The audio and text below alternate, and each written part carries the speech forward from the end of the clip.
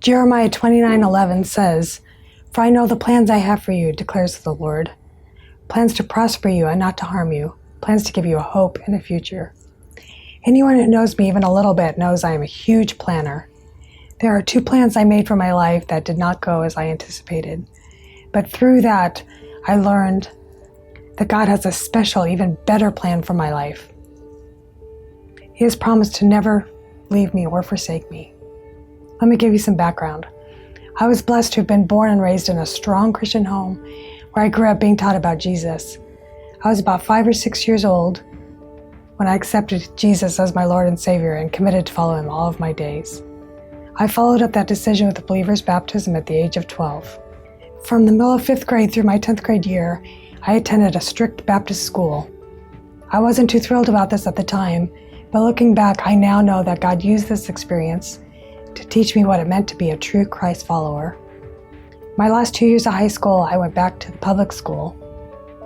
There is where I started thinking about my future and what God would have me do with my life. This brings me to the first plan I made. I decided I wanted to be an elementary school teacher. So I applied and was accepted to the University of Northern Colorado.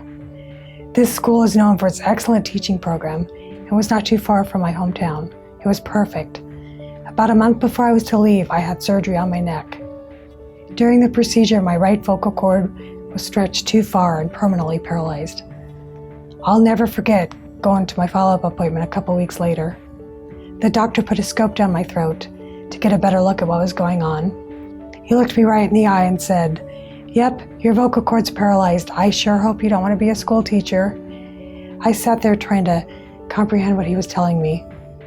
And then, as calmly as I could, I told him I was leaving in a matter of weeks for school to pursue my plan to teach. He did say that perhaps with some time my voice would be stronger, which it has, as I could barely whisper at that point.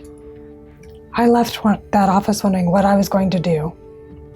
My plans I made were already in motion. I had been accepted to the school I wanted. I had been assigned a dorm and a roommate, and I was in the process of choosing which classes to take.